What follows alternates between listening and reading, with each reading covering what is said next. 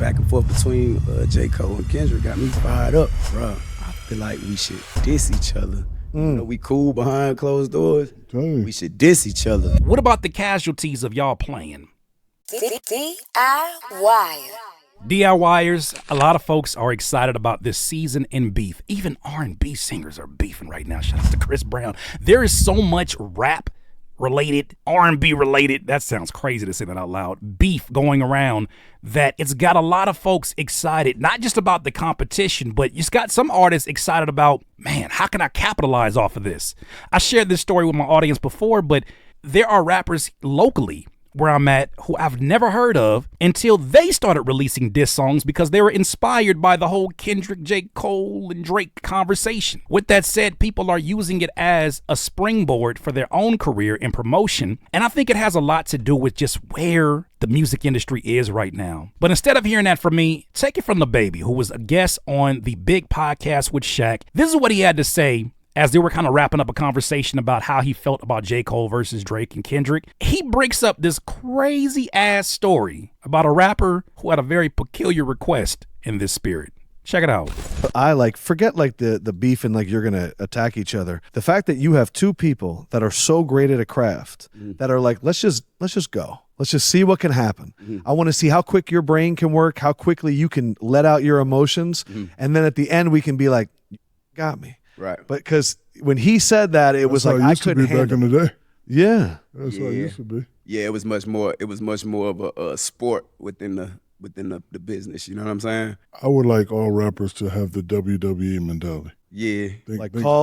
Somebody calls him up on the side, let's do this thing. Because listen, I don't want to speak for y'all, but you want to focus on the craft. You don't really want to get into all that other. Exactly. Right. But if people think we're going to get into it, let's have a conversation. Yeah, let's do it. And let's get it cracking. You say something, let me hear it first. I like that. Just don't say this line. In a weird way, I still feel like there was some kind of conversation that was had between the camps because it's been a lot of reckless talk out here on these internet streets from some of these diss songs. I think I think the only person that wasn't part of the conversation was J. Cole.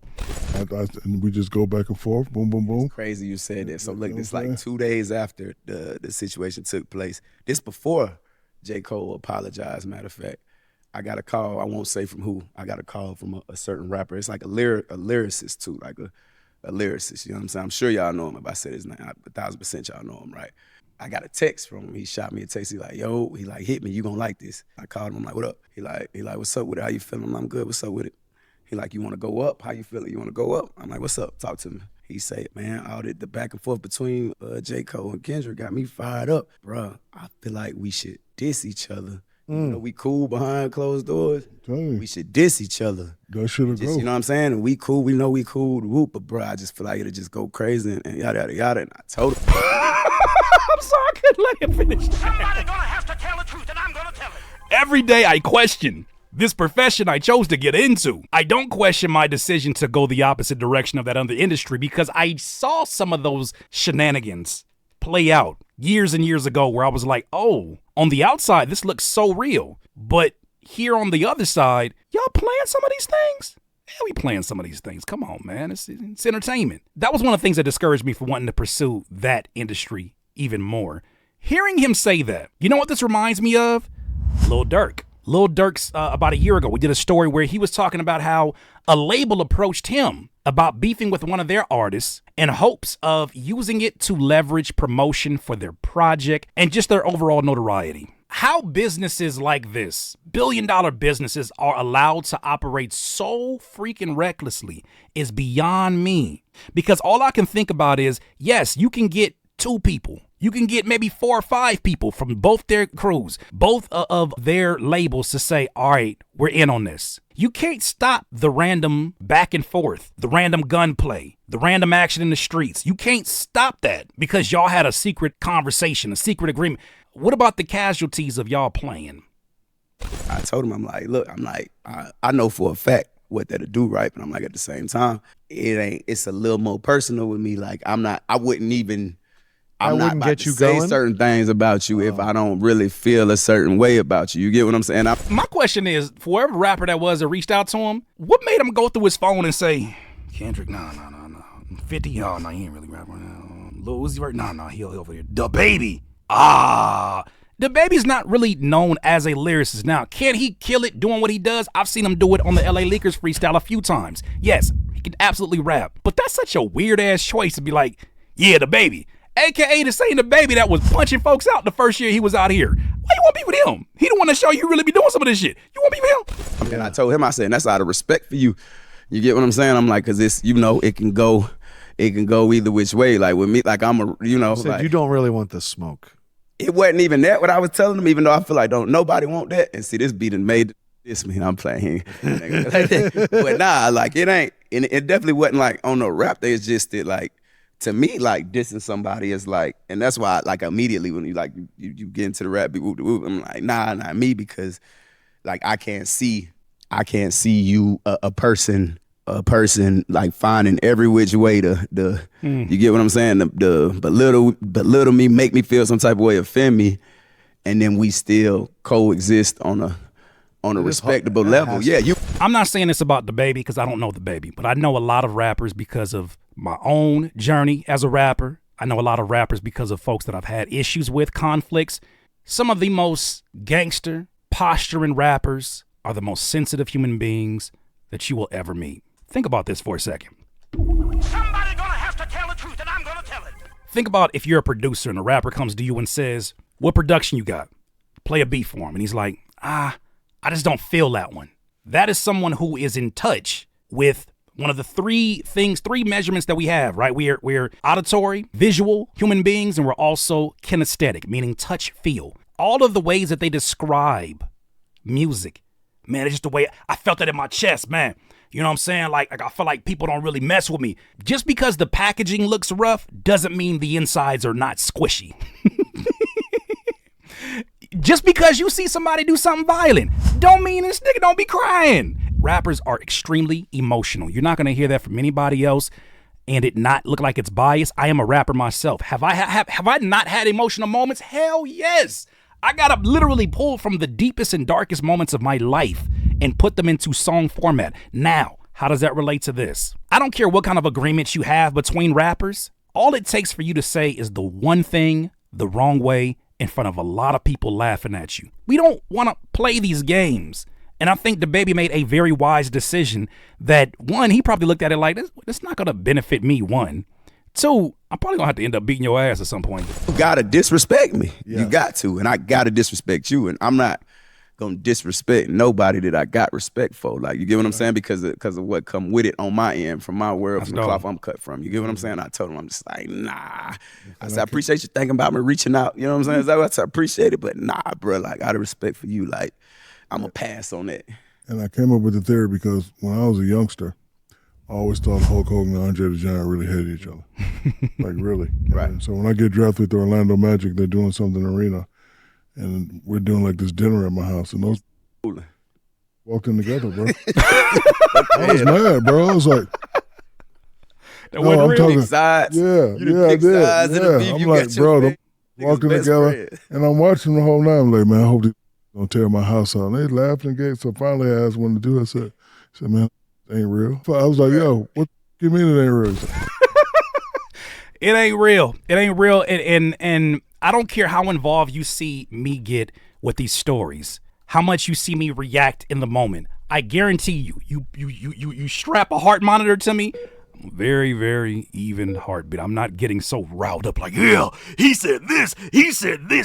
Yet there's people out here who are getting really emotional. And I think another thing that you cannot ignore is that not everybody know you playing. And I don't mean people who are part of the opposing crews, just people in general. You know, folks in your everyday life. Can you imagine a rapper who's beefing with a certain rapper from a certain city, right?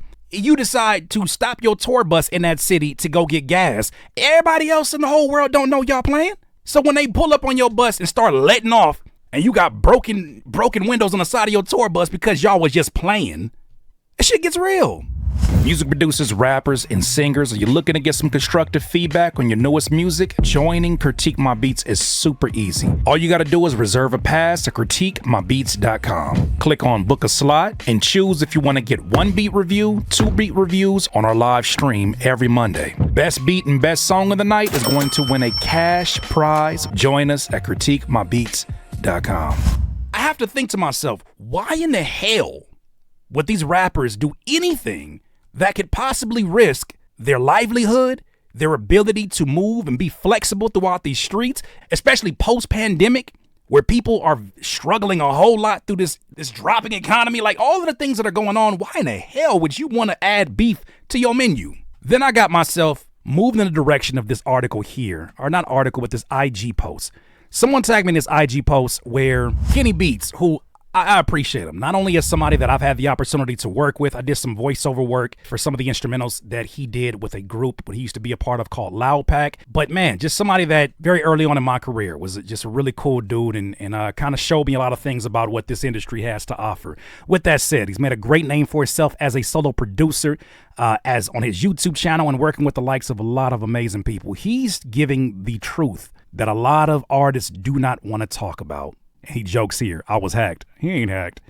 This is what he had to say on Twitter recently. I've been making music as a job since I was 16 years old. And in my 30s, I can support myself and my family comfortably. Yes.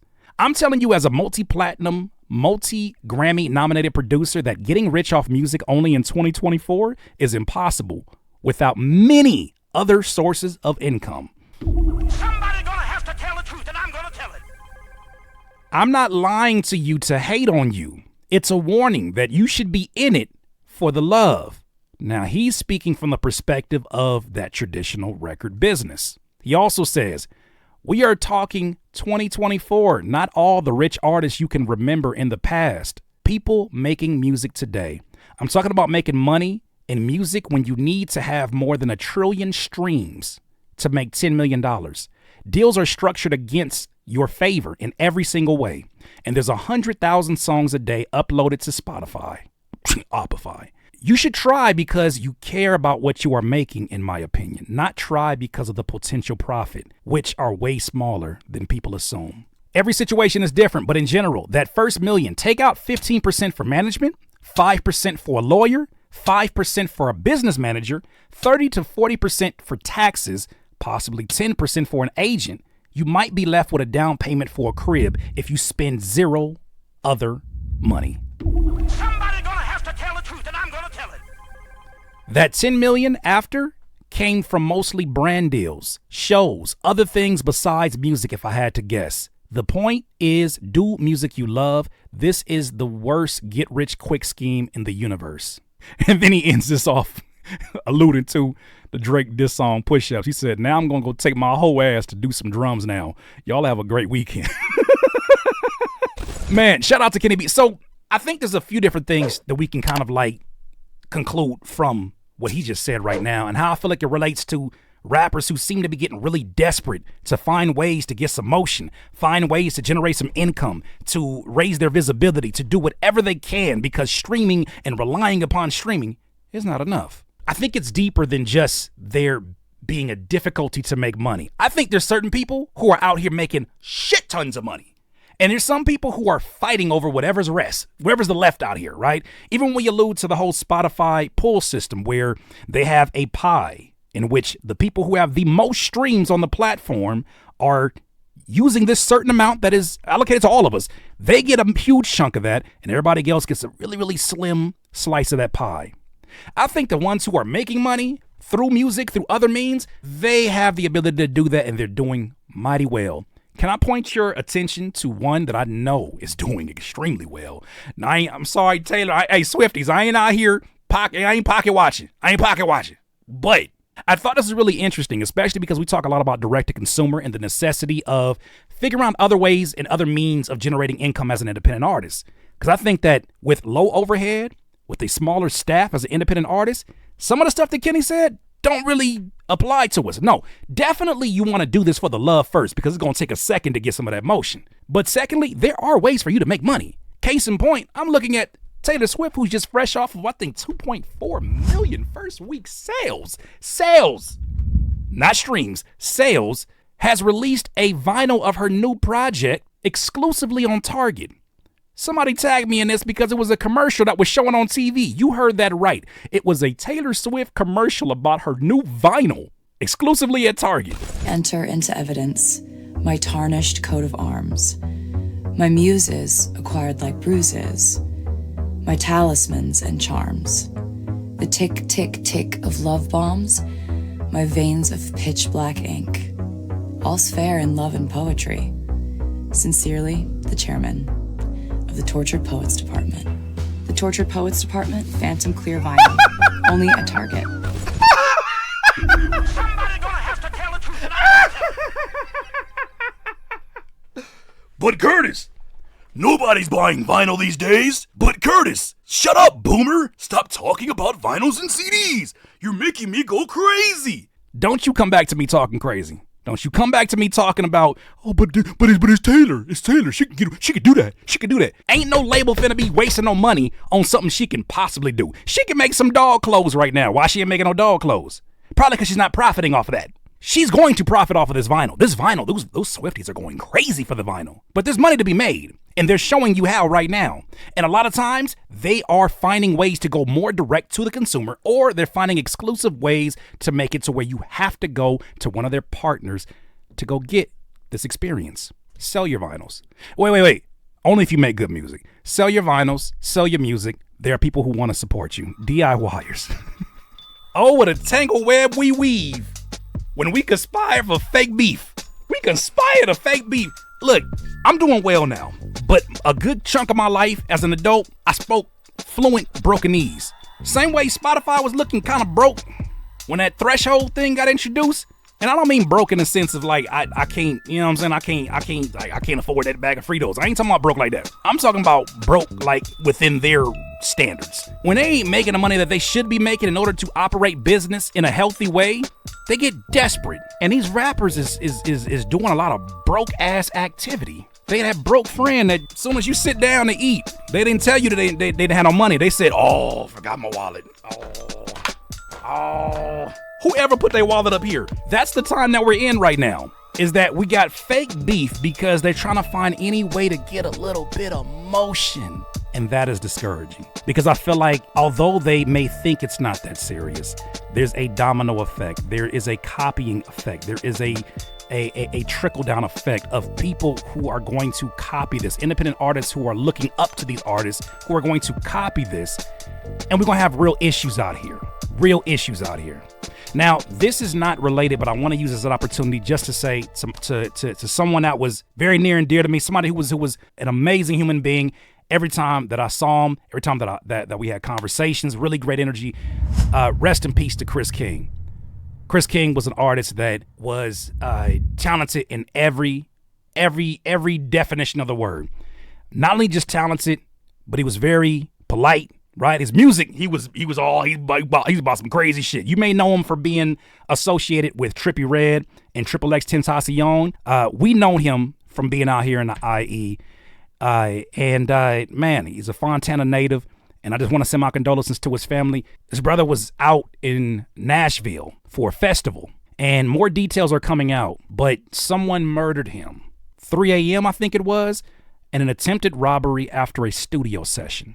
When shit gets real and touches that close to home, I'm sure many of you got stories of your own, of folks that you lost, not because of rap, but because of some of the things that come along with this profession that we chose.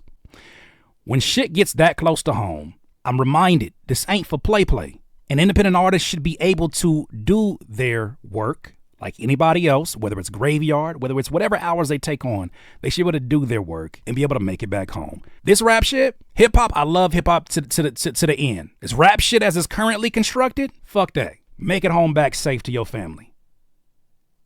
That's more important, if you ask me. Those are just some of my thoughts, though, DIYers. Let me know what you think. DIYers, if you enjoyed this content, make sure that you hit the like button and maybe even consider subscribing. Come on, man. Stop being greedy. Peace.